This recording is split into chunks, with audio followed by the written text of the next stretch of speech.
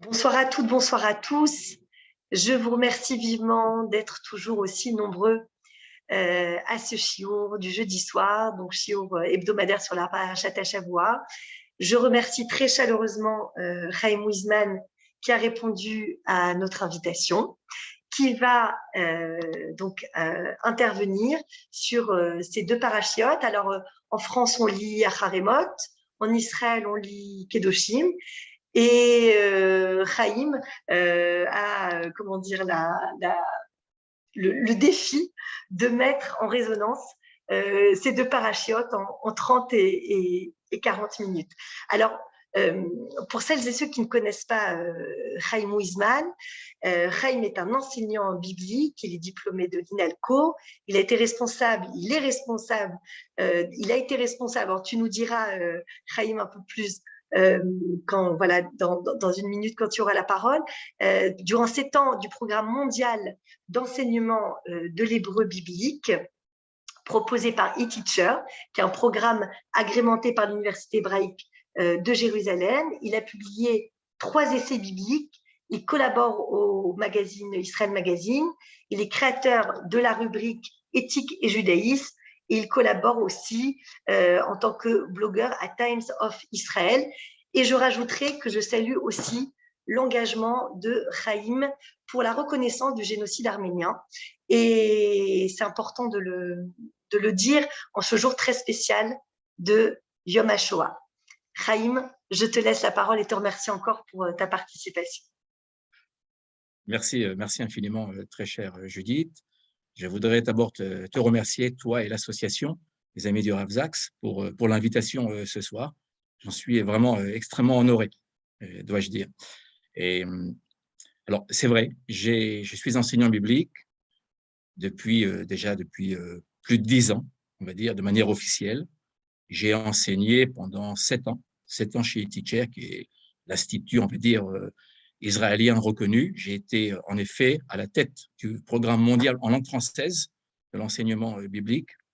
Il y avait énormément de programmes chez eTeacher. J'étais aussi conseiller pédagogique, voilà, pour tout ce qui touche au Tanakh. Je suis aussi grammairien biblique. Voilà. Et j'aimerais également remercier nos amis ce soir qui nous rejoignent. Je vois parmi nos amis beaucoup de mes étudiants. J'en suis extrêmement touché. Merci à vous toutes et à vous tous. Et je vois aussi Norbert. Je vois Norbert là qui marche. Shalom Norbert, merci de m'avoir invité il y a 2 ans à Limoud. Ça, je n'ai pas oublié. Merci beaucoup. Voilà.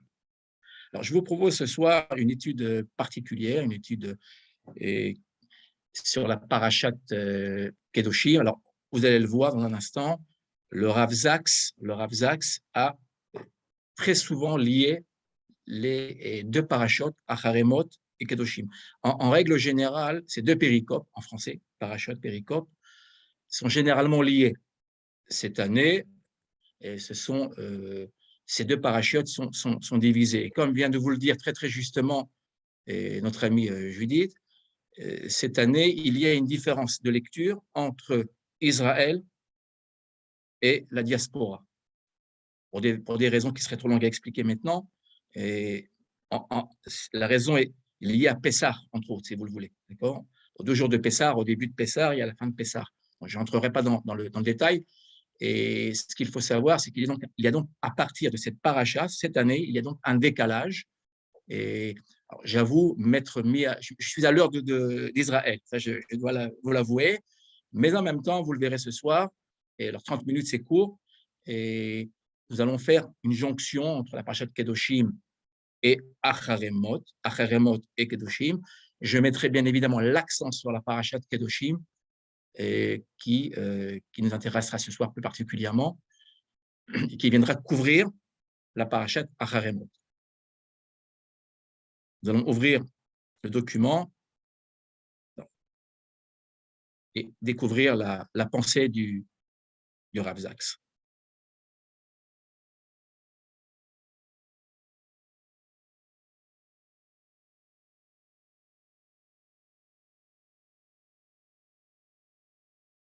Juste un rappel très, très rapide à propos du Rav Zaks, Rabbi Lord Jonathan Zaks. Il a été rabbin du Royaume-Uni et du Commonwealth pendant 22 ans, en fait. Et sur le plan personnel, je l'ai découvert en 2013. 2013, lorsqu'il a fini, en fait, son ministère de grand rabbin, il était beaucoup plus libre, en fait. Et il a écrit un document qui m'est parvenu, je ne sais plus très bien comment, un document qui s'appelait Judaism Engaged, en fait, où il explique un peu son parcours et sa vision du judaïsme. Voilà. Et sa vision était toujours une vision futuriste. Il est toujours dans le futur. Si vous lisez, ce soir, on n'entrera pas dans le détail, bien évidemment, ce n'est pas le but de notre étude, mais le Rav Zaks se met toujours, comment dire, dans le futur. Il est toujours dans le futur. Tout ce qu'il écrit, c'est le futur. Bien évidemment, il revient sur le passé, mais il se projette toujours dans le futur. Voilà. Il est décédé malheureusement il y a 1 an et demi. Ce soir, donc, je vous propose une lecture, un éclairage de la parachate, des 2 parachutes Acharemot Kedoshim, et plus particulièrement de la parachate Kedoshim, à partir de l'un de ses enseignements intitulé Made with Love. Alors, très dur à traduire. Le Rav Zaks a une écriture simple, qui n'est pas compliquée, qui n'est pas shakespearienne, et c'est une écriture simple, accessible, on peut le dire, accessible, mais attention, vous allez le voir ce soir, et j'ai lu parfois qu'il était simple, pas du tout. Si on le lit bien, le Rav Zaks, sa pensée est une pensée profonde, complexe, très, très riche. Voilà. Alors, comment traduire Made with Love? Créé avec amour. Créé avec amour. Cet article-là date de 2020, en date hébraïque 5780. Alors, pourquoi je l'ai choisi? Pour 2 raisons essentielles.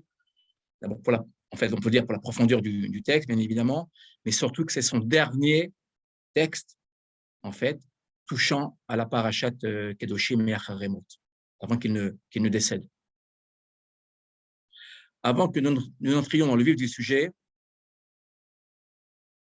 je voudrais vous proposer une grille de lecture. Pour ceux qui lisent le Rav Zaks, que ce soit en français, maintenant il est traduit en français, et vous l'avez en français, dans toutes les langues, hein. Il est traduit dans toutes les langues. Et ce que j'aimerais vous proposer, c'est une lecture rapide, hein, bien évidemment, hein, et on pourrait l'améliorer. Voici comment écrit le Rav Zaks, plus particulièrement au niveau de ses péricopes, de ses parachutes. Il a une technique d'écriture. Si vous le lisez, vous allez voir que ça revient. Il y a une forme d'invariant, si vous voulez, qui reviennent à chaque fois lorsqu'il écrit ses parachutes. Alors, évidemment, vous pourrez me corriger, hein. Et voilà la grille que je vous propose. Tout d'abord, l'exposition. Il expose le sujet qu'il va traiter. Et je vais prendre mon curseur, si vous voulez bien. Ce sera mieux. Voilà. Tout d'abord, donc, comme je viens de vous le dire, il expose son sujet. Pour cela, bien évidemment, il va devoir proposer des différentes références classiques et traditionnelles du judaïsme. Bon. Il est rabbin. Il est rabbin. Donc, il va d'abord proposer des références classiques et traditionnelles. Puis, très rapidement, il va nous proposer une voie du questionnement. Questionnement. Vous allez le voir ce soir. Ce que je vous propose là, vous allez le voir ce soir dans le cours de ce soir. Une voie du questionnement. Pourquoi? Pour susciter la surprise et le renouvellement. Et ce qu'il fait, c'est très, très, très subtil. Comme vous le verrez ce soir, il reprend le questionnement rabbinique classique de nos rabbins d'aujourd'hui. Puis, tout d'un coup, il nous surprend. Il nous surprend par des questions qui lui sont personnelles. Pour cela, pour répondre à ces questions, il fait référence à de nombreuses il fait appel à de nombreuses références de culture générale. N'oublions pas que le Rav Zaks est d'abord un philosophe. Il est docteur en philosophie de Cambridge, n'oubliez pas. Sa première formation est une formation de philosophe. Donc, il égrène dans son texte, de manière très, très subtile, très savante, très érudite, différentes références de culture générale. Voilà. ces références, en fait, il les brode avec d'autres références de culture juive, classique de nouveau. Voilà. Et que fait-il? Que fait-il? Ça, c'est une technique qui lui est propre. En fait, il va faire appel à ce qu'on appelle la pars totalis. La pars totalis, c'est quoi? C'est en fait le moindre qui renferme le plus. En très peu de mots, des mots simples, il utilise des mots simples, il va proposer une vision complète du thème qu'il expose. D'ailleurs, il travaillera beaucoup sur l'idée du mot, vous voyez, le word en anglais, il joue beaucoup sur les mots en anglais. Hein. Il est bien de le lire en anglais parce qu'il joue beaucoup sur les mots, vous le verrez ce soir.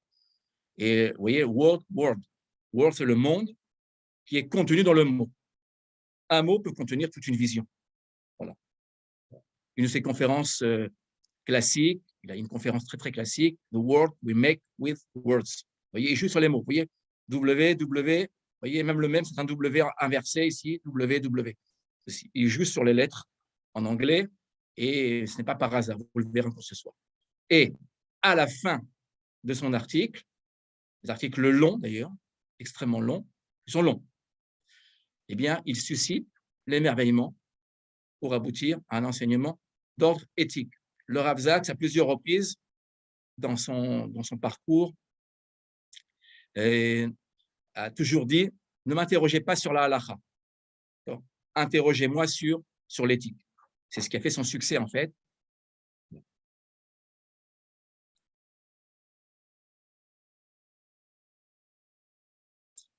Voilà ce que je vous propose comme grille.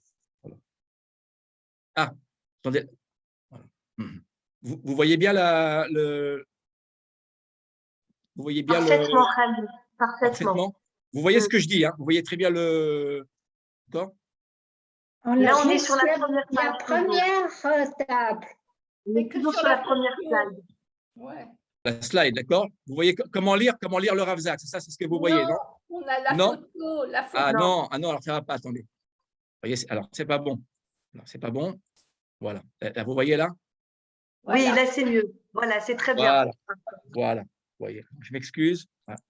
Voilà. Vous voyez donc ce que je vous ai dit finalement. Oui. Voilà, vous le retrouvez ici, vous le retrouverez, je vous l'enverrai. Voilà. Donc, vous voyez là, bon. la technique qu'il utilise, c'est une technique qui lui est propre. Vous voyez, il part donc de l'exposition, référence classique et traditionnelle, pour passer à la voie du questionnement, qui lui est personnel, encore une fois, ici. Puis, évidemment, il égrène son questionnement de référence de culture générale, il est philosophe, comme je viens de vous le dire, pour finalement susciter à la fin l'émerveillement et aboutir à un enseignement d'ordre éthique. Voilà.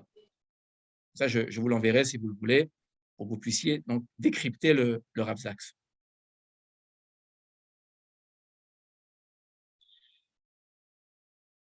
Très bien. Le Rav Zaks, comme je viens de vous le dire, travaille à partir de questions. Vous voyez, il écrit son article et à partir de ces articles, il pose des questions à la fin. Alors, ce que je vous propose, on va suivre le Rav Zaks. On va suivre sa trace, à partir de ces questions. Je reviens à la paracha. Parashat Acharemot Kedoshim. Donc, il propose son texte et à la fin du texte, il pose 3 questions. J'ai bien évidemment traduit ici en français. 3 questions auxquelles ce soir nous allons répondre à partir du Rav Zaks. Première question, comment l'amour et la sainteté sont-ils liés? Première question qu'il va poser. Deuxième question, quelles sont les différences entre les voies de la prophétie, de la sagesse et du sacerdoce dans le Tanakh? Et troisième question, qui viendra conclure notre étude, pourquoi la voie sacerdotale est-elle celle qui nous ordonne d'aimer l'humanité et de protéger l'univers naturel? Je traduis le texte du Rav Zaks, vous voyez, univers naturel, c'est-à-dire notre environnement, la planète. 3 questions difficiles et auxquelles nous répondrons grâce justement à l'étude de ce soir. Alors, je vous demande d'être très, très attentif. Vous allez voir la complexité du texte du Rav Sachs.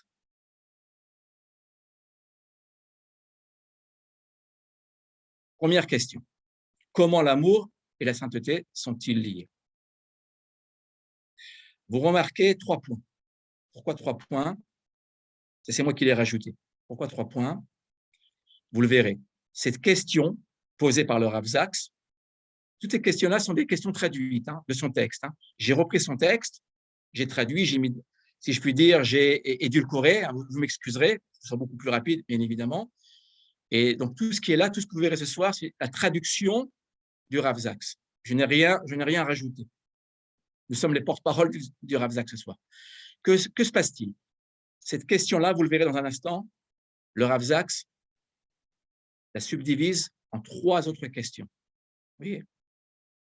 Si vous voulez, c'est un petit peu la poupée russe. Vous voyez? Une poupée qui contient une autre poupée. C'est ce qui rend la complexité, c'est ce qui rend le Rav Sachs complexe, en fait. Vous allez le voir dans un instant. Donc, attention à cela. Cette question-là donc, se subdivise en 3 autres questions.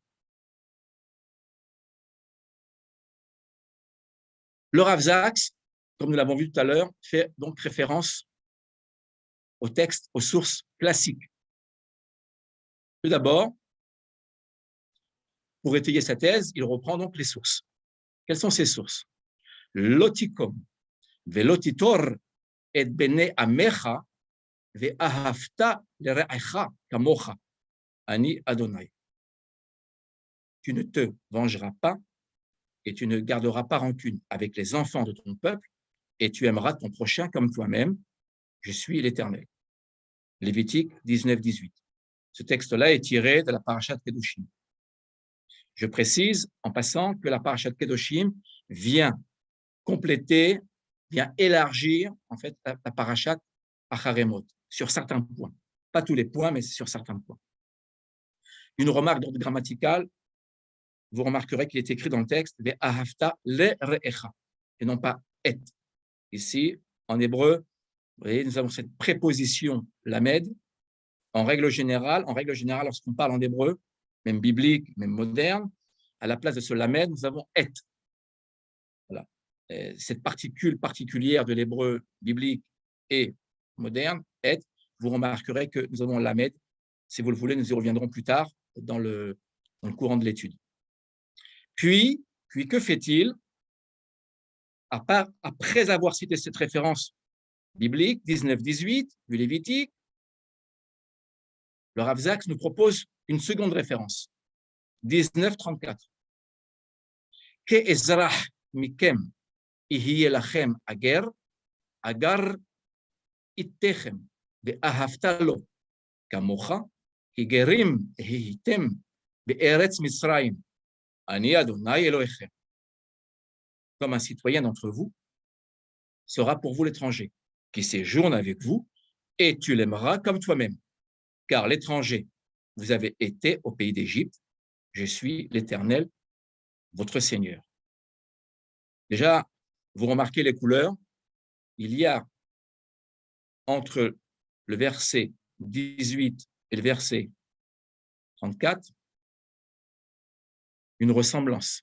Il y a un point, vous voyez, un point qui est commun, à savoir la formule « Ve'ahavta lo kamocha ». Vous voyez le lamed qui est ici? Donc, relatif à l'étranger. Nous l'avons pour le prochain. À partir de ces 2 versets, entre autres, j'ai raccourci bien évidemment son étude, que fait le Rav Sachs? Dans le voir, un instant. Que fait le Rav Sachs? Il nous pose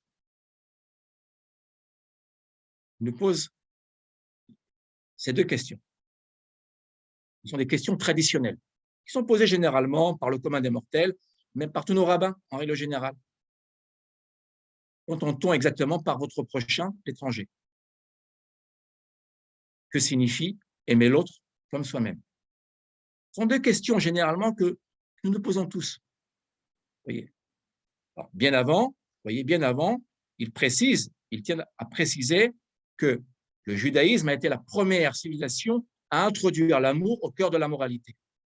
Voilà, c'est ce qu'ils précisent. Et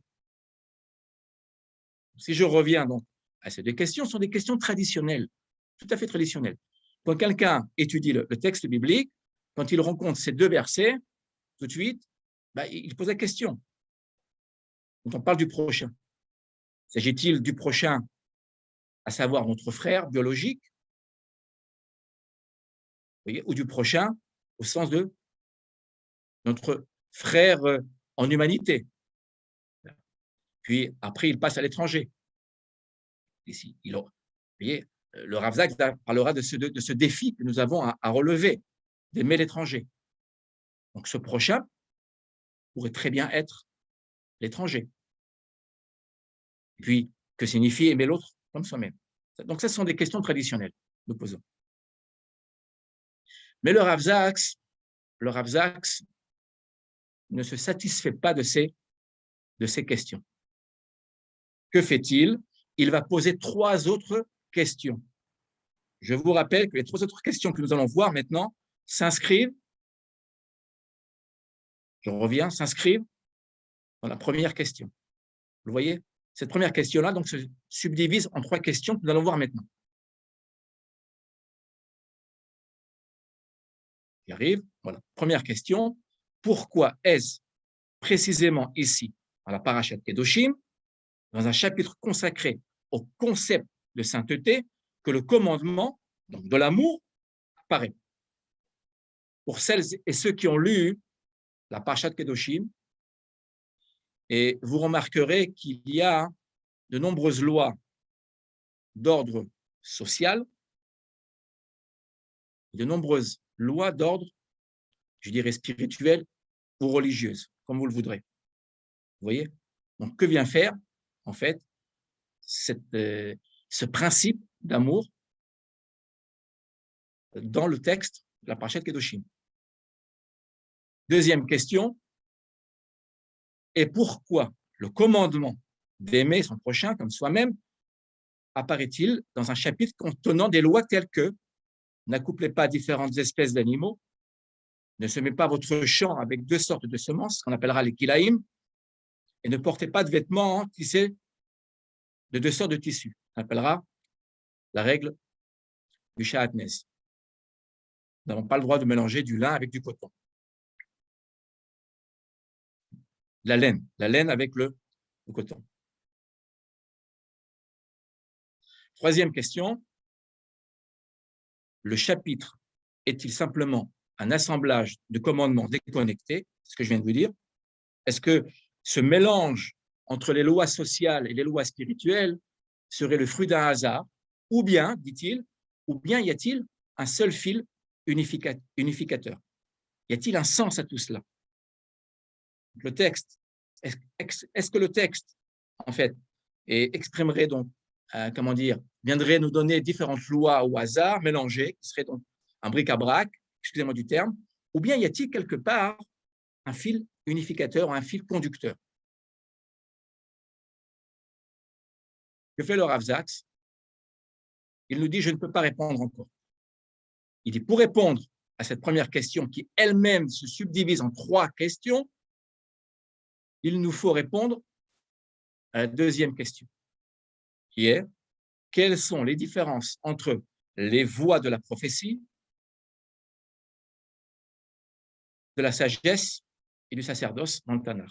C'est-à-dire que dès lors que nous aurons répondu à cette deuxième question, alors nous aurons le ou les réponses à la première question qui elle-même, je vous le rappelle, se subdivise en 3 questions. Déjà, vous pouvez voir la difficulté, la complexité de la pensée du Rav Zaks ici. Vous voyez? Je vous le rappelle, le Rav Zaks est d'abord philosophe. Vous savez, ces textes sont des textes de rabbins, bien évidemment, mais quand vous les lisez très, très, très bien, vous voyez très, très bien qu'en fait, ce sont des textes surtout d'un philosophe qui a su, on peut le dire, même simple.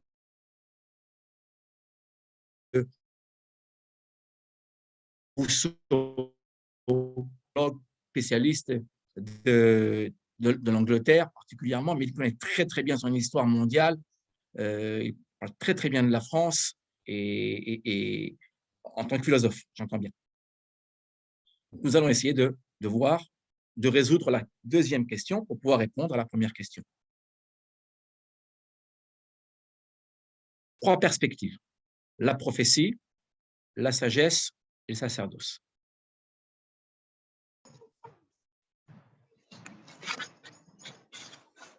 Que dit-il sur la prophétie, le Rav Zaks?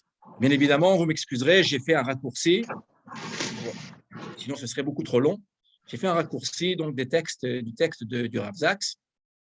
Que dit-il sur la prophétie? La névoie. Il dit, ce sont les mots-clés prophétiques. Quels sont ces mots?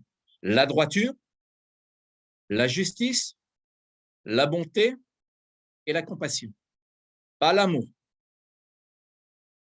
D'après le Rav Zaks, selon le Rav Zaks, toutes les fois où nous abordons le thème de la prophétie, nous abordons les thèmes de droiture, de justice, mishpat, tzedaka, bonté et compassion. Rahmanut en hébreu. Et pas l'amour, mais not love, c'est-à-dire ahava. C'est ce que le Rav Zaks pense à propos de la prophétie. Il continue, il dit, la société, selon les prophètes, requiert la justice et non l'amour. Donc, selon le Rav Zaks, les prophètes ne parlent pas d'amour, ils parlent de justice, avant tout. Deuxième dimension, deuxième perspective, la sagesse. Ceux qui font le bien ressentent le bien, ils trouvent le bonheur. Ashrei. Ashrei qui commence le premier psaume, heureux l'homme, etc., etc. Vous voyez, Ashrei. Les bons aiment Dieu, la famille, les amis et la vertu. Mais la littérature de sagesse ne parle pas d'aimer son prochain ou l'étranger. D'après le Rav Zaks, toutes les fois où nous abordons les livres de la sagesse, comme le livre de Michelet, par exemple, et les proverbes, par exemple, eh bien, on ne verra jamais cette notion d'amour. On y verra la notion de sagesse. Et la vertu, Chayil, c'est ce que dit donc le Rav Zaks. Puis, le Rav Zaks aborde la troisième perspective, qui est celle du sacerdoce. Que dit-il? La vision morale du prêtre, qui le différencie du prophète et du sage, réside dans le mot-clé kadosh, saint. Déjà, vous le voyez, et le Rav Zaks, vous voyez, il avance tout doucement dans son raisonnement. Et que dit-il? Il dit que le prêtre, c'est-à-dire le Kohen, se différencie totalement du Navi, du prophète, et du Chacham, et du sage. En quoi? Par le fait que le prêtre, le Kohen, est Kadosh. Kadosh qui veut dire en hébreu séparation. Être séparé, distinct, différent. Et il est très clair là-dessus, le Rav Zaks. Et d'ailleurs, ce texte-là de ce soir, on peut le dire, vous le retrouverez à peu près dans chaque texte du Rav Zaks lorsqu'il parlera de la Kedusha. De la Kedusha. Il revient sur ce thème dans plusieurs textes. Puis, pour étayer, pour confirmer son raisonnement, mais évidemment, il s'appuie sur les références classiques. Que fait-il? Il va au Lévitique 10.10, Parashat Kedoshim, où il est dit Ule avdil ben akodesh, ou ben ahol, ou ben atame, ou ben hatahor. Vous voyez, j'ai souligné, c'est moi qui ai souligné le verbe le avdil, qui veut dire distinguer. Distinguer, pourquoi distinguer? Regardez bien, on revient en arrière, un petit peu en arrière. Et en arrière, on parle de séparation. Le Kohen est celui qui est séparé du reste du peuple. En quoi? En quoi est-il séparé? Il est le gardien du sacré. Il s'écarte du profane.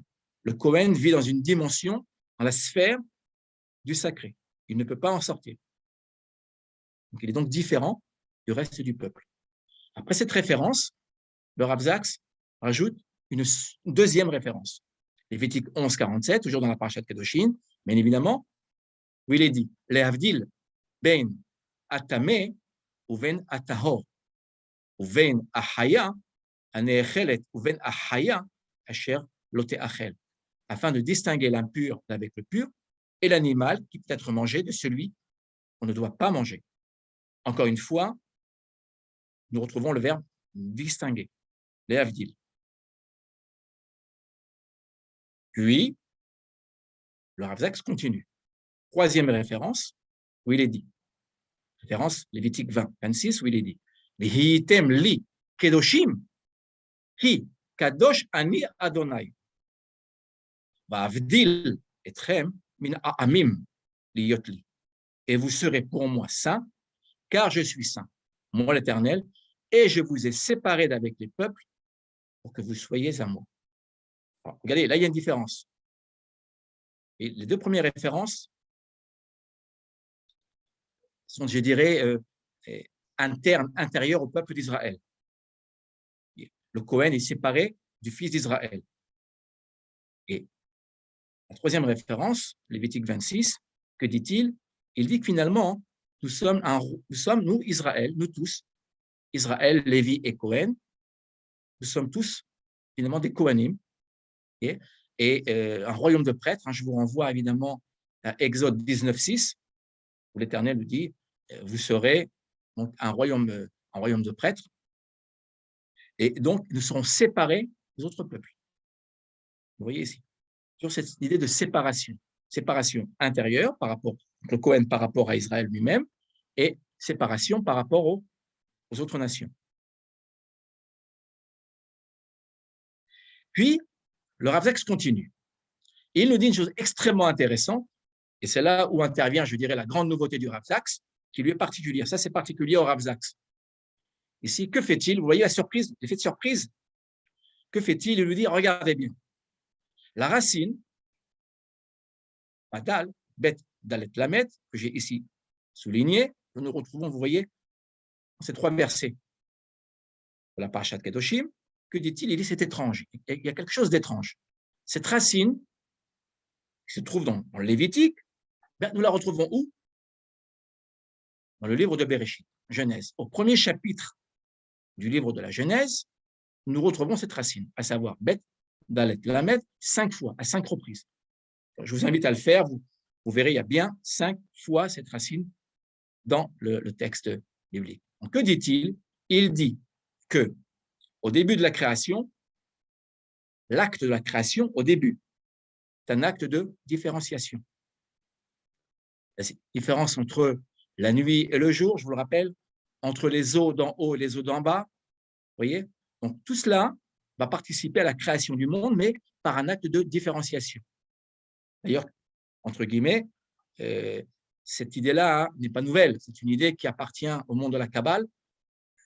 Et donc, le Rav Zaks le sait très, très bien. Bien évidemment, mais cette idée de retrouver cette racine dans le texte de la Genèse, le Rav Zaks, c'est le premier, en tout cas à ma connaissance, qu'il ait fait. Et pourquoi? Pourquoi a-t-il fait cela?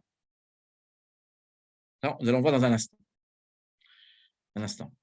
Et puis, il continue son raisonnement, et que dit-il? Il dit, en son dernier acte de création, il crée l'homme, l'Éternel, crée l'homme à son image et ressemblance. C'était clairement un acte d'amour.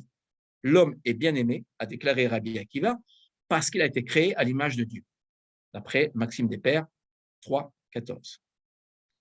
Que dit le Rav Zaks? Dans un premier temps, il y a un acte de différenciation dans la création du monde. Cela nous renvoie bien évidemment au culte des Kohanim, comme nous l'avons vu. Les Kohanim sont eux-mêmes séparés du monde. Israël est lui-même séparé des nations.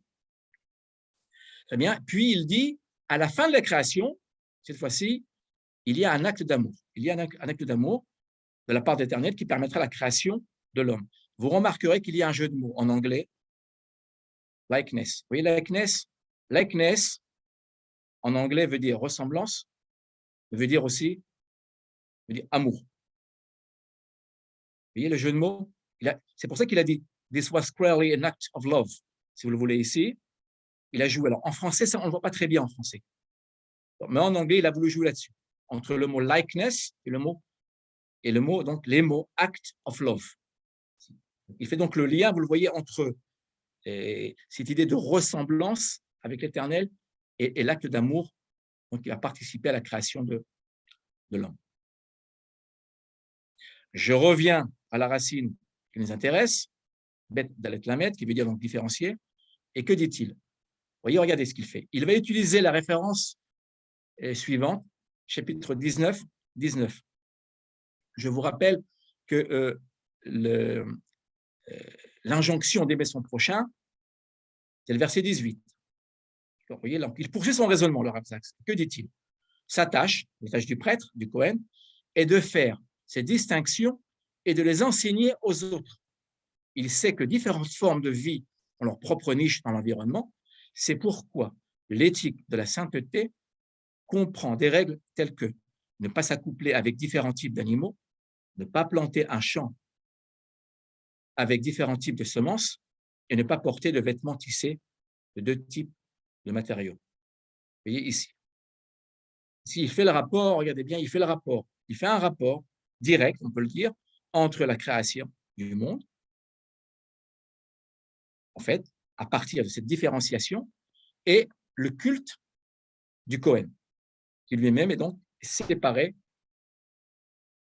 donc, du reste d'Israël, et Israël lui-même séparé des autres nations.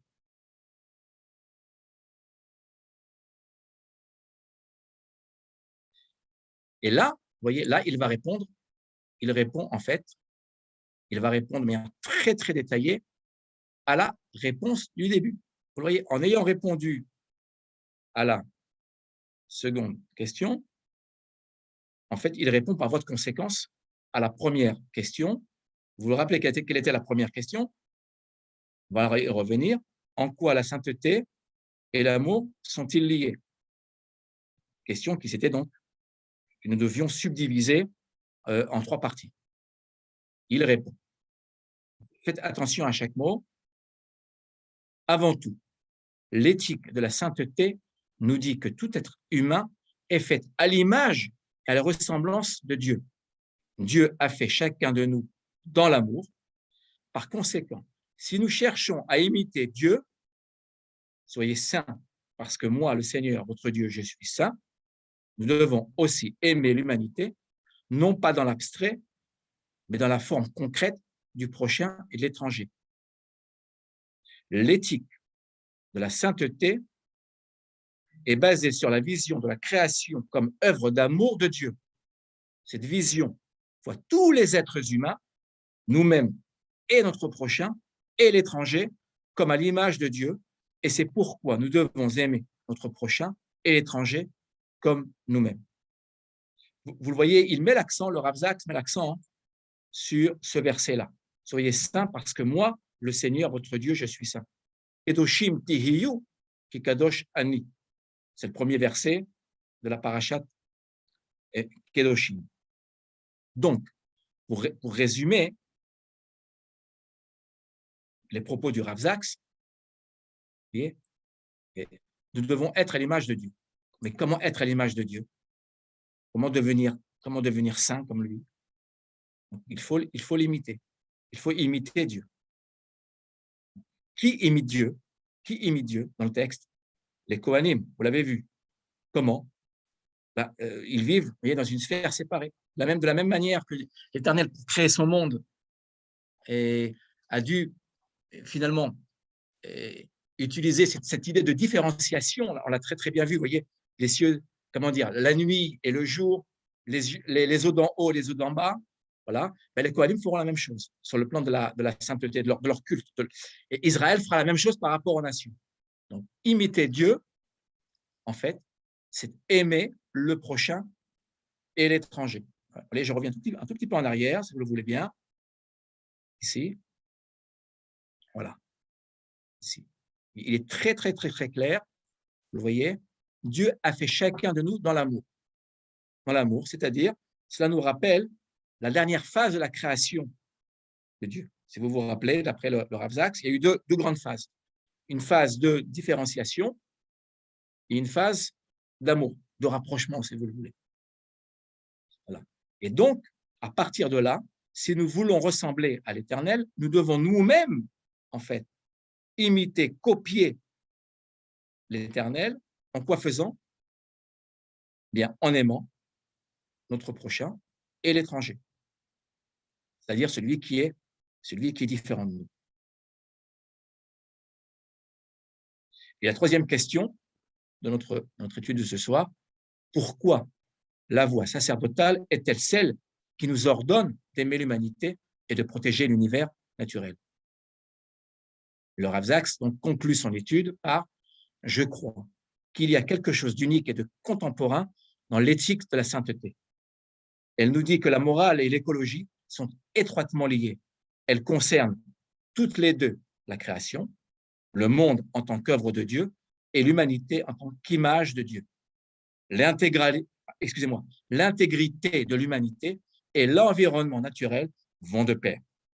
L'univers naturel et l'humanité ont tous deux été créés par Dieu et nous sommes chargés de protéger le premier et d'aimer le second. » En fait, d'une certaine manière, cette conclusion vient, si vous le voulez, englober toute la vision du Rav Zaks par rapport à l'amour de l'autre, par rapport à l'amour de toute la création créée par l'Éternel. J'aimerais finir sur un point qui me semble important et à propos de la vision du Rav Zaks. Le Rav Zaks a écrit de nombreux livres. Il y a un livre que je vous conseille, qui n'a pas été traduit, si je ne me trompe pas encore en français. C'est le projet de Judith et de nos amis, pourquoi pas. Et un très, très, très beau livre, ici, The Dignity of Difference. Que dit le Rav Zaks? Oui, alors le Rav Zaks, que vous le sachiez, en Israël, il a beaucoup de succès. Beaucoup de succès, vous voyez, tous ces livres ont été presque pas tous, il a écrit plus d'une trentaine de livres, mais son œuvre majeure a été traduite aujourd'hui, on peut le dire, et en hébreu, que ce soit ses articles et même son œuvre, on va dire, classique, a été traduite. Et que dit-il dans ce livre-là? Il parle de Jewish theology of the other, c'est-à-dire une théologie juive de l'altérité. Que dit-il? C'est intéressant, que dit-il? Il dit que très, très généralement, lorsque nous rencontrons notre prochain ou l'autre, on a tendance à vouloir rechercher ce qui nous rattache, ce qui nous ressemble. Il dit c'est très bien, mais ce n'est pas suffisant. Si nous voulons construire un monde meilleur, nous devrons mettre l'accent sur ce qui nous différencie, sur ce qui nous distingue. Vous voyez, nous revenons encore sur cette idée de distinction. Voilà. Et justement, cette distinction, cette différence, c'est la richesse de l'humanité. Voilà. Très rapidement, vous voyez, en 2-3 mots, j'essaie de résumer ce livre qui est très, très riche, que je vous conseille de lire, si vous le pouvez, et j'espère que ce livre sera très, très prochainement traduit comme toute son œuvre. Comme toute son œuvre.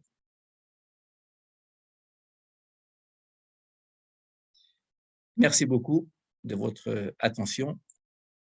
Merci beaucoup. Si vous avez des questions, nous finissons sur le sourire, le très beau sourire du Rav Zaks. Merci à vous toutes et à vous tous. Merci pour ton analyse. Merci. Très intéressant. Très intéressant. Merci beaucoup. Vraiment. Toda Rabba, merci beaucoup. Bye. Rabba. Alors, bien évidemment, j'ai résumé. On aurait pu évidemment reprendre toutes les références, mais c'était beaucoup plus long. Et si vous avez des questions, avec grand plaisir. Non. Des remarques ou des commentaires. Oui, Raïm, si Bonsoir. tu permets. Bonsoir, Paty. Oui, bonsoir à tout le monde. Judith, bonsoir avec ton équipe. Raïm nous a parlé de votre équipe et merci pour cette opportunité parce que c'est grâce à vous qu'on a accès à cette classe. Ma question est la suivante. Le mot prochain est quand même difficile à définir. est-ce que, d'après ce que tu viens de résumer du feu Lord Jonathan Sacks, que le prochain pourrait simplement aussi dire l'étranger ou quelqu'un qui est différent de nous, si je comprends. Il faut chercher ce qui nous différencie et non ce qui nous unit. Ça, c'est vraiment, je dirais, exceptionnel. Je n'ai pas encore entendu cela. Est-ce que tu penses que le prochain, on peut dire, c'est quelqu'un différent de nous? Très bien. Alors, tu reviens à la question traditionnelle. D'accord? On l'a vu tout à fait au départ. Les questions tout à fait traditionnelles que nous nous posons. Le prochain. Qui peut être le prochain? S'agit-il? C'est une question extrêmement débattue par nos sages. Hein, et il y a dans le Talmud, il y a beaucoup de discussions extrêmement animées. S'agit-il de notre frère, de notre voisin, d'ailleurs en anglais, neighbor, le mot prochain est traduit par neighbor en anglais, par notre voisin, il est traduit en anglais, ou s'agit-il de tous les hommes, quels qu'ils soient, même de ceux qui se trouveraient au bout du monde? Et alors, vous remarquerez que le Rav Sacks, il répond d'une certaine manière par le choix volontaire de ces références. Regardez bien, je reviens à la référence. Attendez, un instant, on va revenir au texte.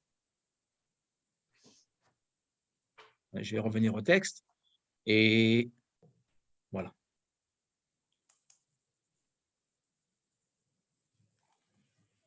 Je suis sorti, rien. Je suis sorti du... Je pense que parfois, j'aime plus les étrangers que les prochains. Attendez un instant. C'est voilà. terrible. Ici, voilà. OK. Voilà le texte. Ici, j'y reviens. Vous voyez, il est là. Okay. Il y a un point de grammaire intéressant. Je voudrais vous faire remarquer là. Vous le voyez là. Et donc, question qui se pose, question traditionnelle. Re'echa, ton prochain. Qui est-il? Mon frère biologique, mon voisin, mon frère qui se trouverait au bout du monde, on ne sait pas très bien. Or, le Rav Sacks y répond. Si vous regardez bien le texte, il a volontairement, vous voyez, rapproché les deux versets. Il y répondra d'ailleurs par la suite. Il dit justement, on ne peut pas maintenir ce monde, le faire perdurer ou aboutir à un monde meilleur, justement, si on n'est pas capable justement d'atteindre et de toucher et d'aimer, surtout d'aimer l'étranger. C'est ce qu'il dit. Le prochain, finalement, c'est l'étranger pour le Rav Sacks. Vous le voyez? D'ailleurs, il écrira beaucoup là-dessus, hein, et sur l'étranger. On peut dire que ça est une des thèses qu'il va développer, c'est justement l'amour de l'étranger dans beaucoup de ses textes, hein, car nous étions étrangers nous-mêmes, vous voyez, en Eretz Mitzraïm. Et vous remarquerez le parallélisme, ce qu'on appelle un parallélisme. Vous voyez, ve'ahavta le. Je vous fais la remarque suivante. Vous le voyez d'un point de vue grammatical, le Rav Sacks, dans ses textes, fait très souvent des remarques grammaticales aussi. Alors moi, je vais rajouter ici, puisque tu me poses la question, Patty, je vais rajouter ce point. Vous voyez ce point-là? Regardez bien. Vous voyez le lamed qui est ici? Ce lamed que nous retrouvons, vous voyez, que nous retrouvons ici. Que nous retrouvons. On va enlever ceci. On va enlever cela. Voilà. Que nous retrouvons. Un instant. Voilà. Que nous retrouvons là. Vous voyez ce lamed? Nous l'avons là, à deux reprises. Or, il y a une forme, entre guillemets, je dirais, d'anomalie dans le texte. Pourquoi? En général, après le verbe aimer, on a la particule et.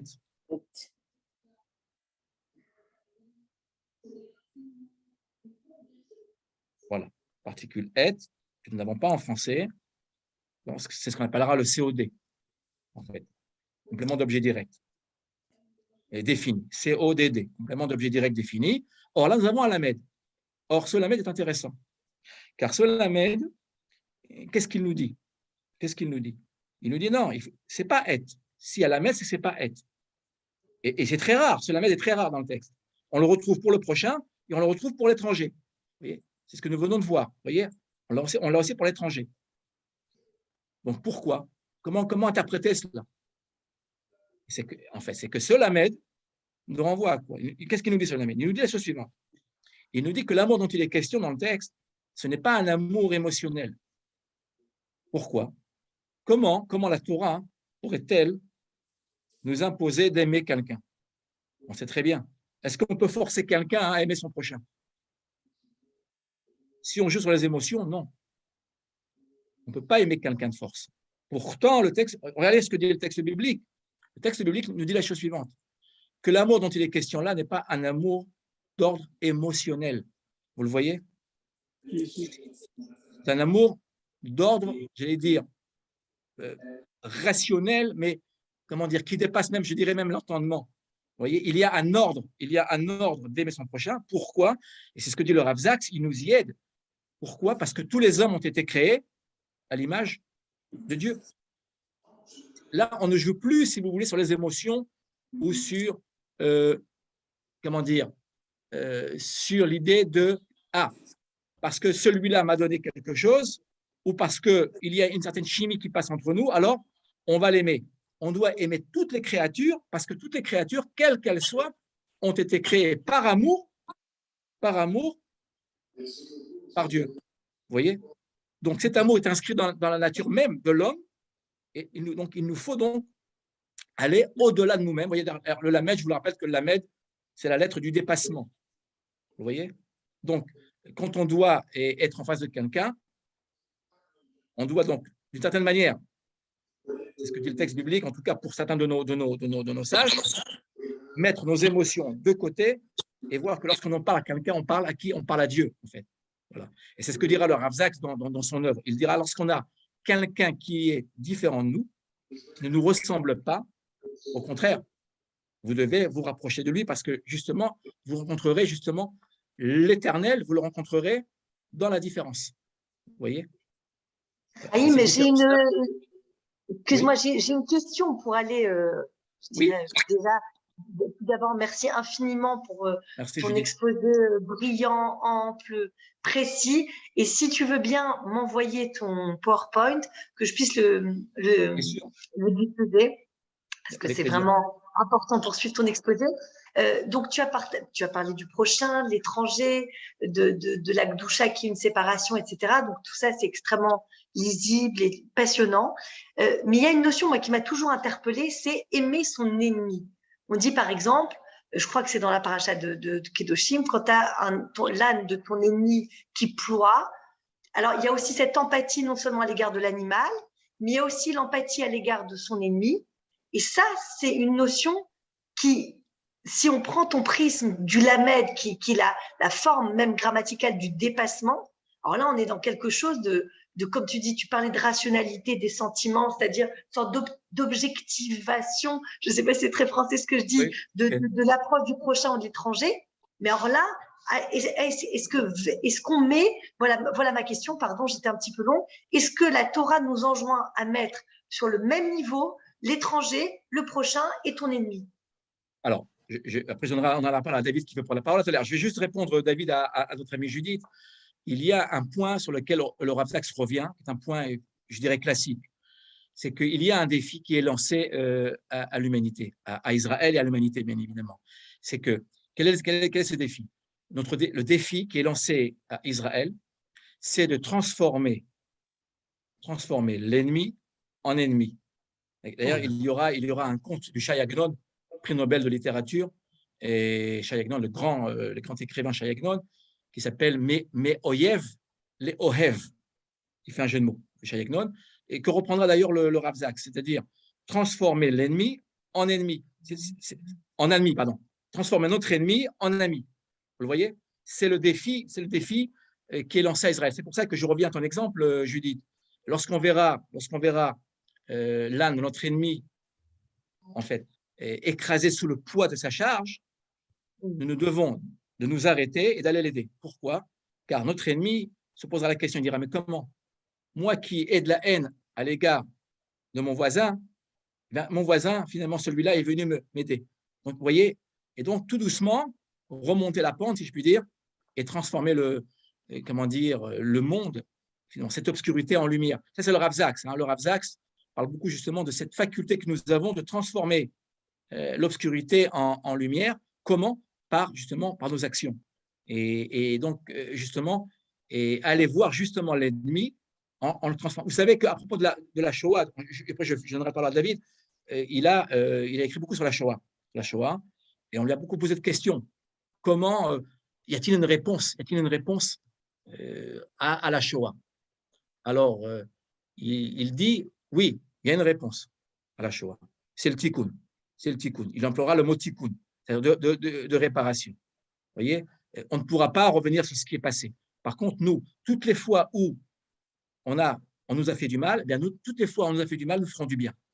Voilà, c'est ce que dira le Rav Zaks. Donc, cette idée de transformation judite, justement, cette faculté que nous avons, nous, le peuple d'Israël, d'abord d'être une lumière pour les nations, un exemple pour les nations. Ça, il y reviendra souvent. D'ailleurs, c'est pour ça qu'il était, extrêmement connu à travers le monde, car il a touché, je veux dire, un point extrêmement fort qui est lié justement à cette idée de tikkun, dont il parlera d'ailleurs à propos de la Shoah, entre autres, pas seulement, mais entre autres. Donc, cette idée de transformation, notre ennemi, si on le combat, eh bien, la violence, comme il le dira, appellera à la violence. Donc, justement, comment transformer notre ennemi par cet amour qui est inscrit en tout homme. Donc, avoir confiance en la conscience de tout homme. Voilà. Merci beaucoup, Chaim. Je propose, David, que tu interviennes après Norbert et après on clôturera ce Zoom. Je t'en prie, David, si tu veux rouvrir ton micro.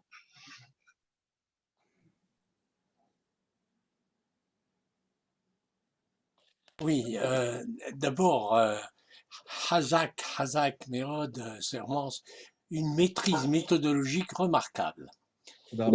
C'est très important d'avoir cette maîtrise méthodologique et c'est pas courant. Alors, je voudrais poser quand même une question.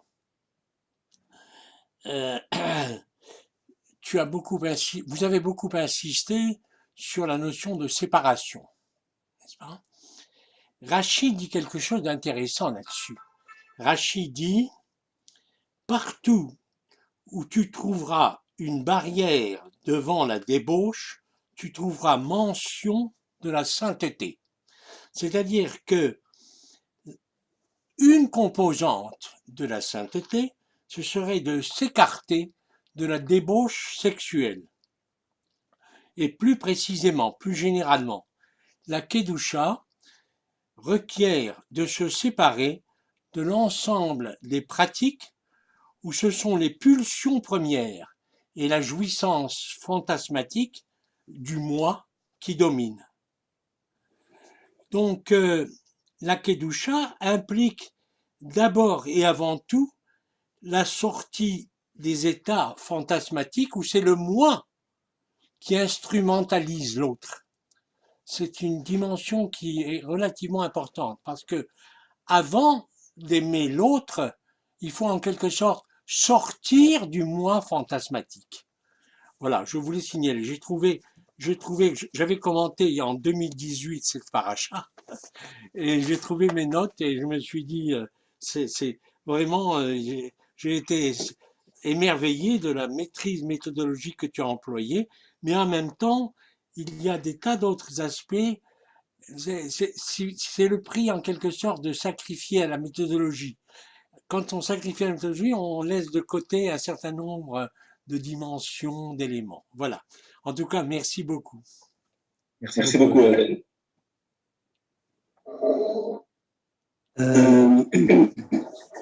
Si tu as une réponse, Chaim, je te laisse la parole avant de prendre.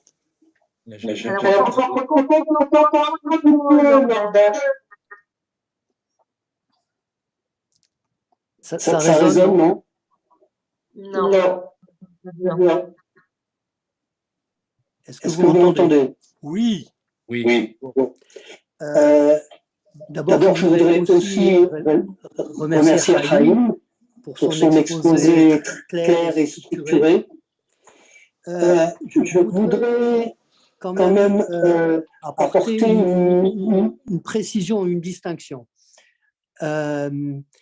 Tu parlais de l'imitation de Dieu, qui est effectivement très important, Kedoshim Tihiu Kikadoshani.